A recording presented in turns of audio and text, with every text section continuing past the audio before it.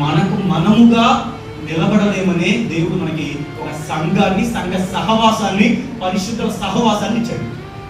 అర్థమైందా మీకు? మనకు మనముగా నిలబడలేము. నువ్వు సంఘాన్ని ఎలా ఉపయోగించుకుంటున్నావో అది చాలా ప్రాముఖ్యం. సంఘానికి దూరంగా నువ్వే ఉంటే మనం ఏం చేయలేము. మెసేజ్లకు రాకుంటే ఎవరేం చేయలేరు. మందిరానికి రాకుండా నేనేం చేస్తానండి? ఎవరేం చేయలేదు దానికి. అది నీ తప్పది.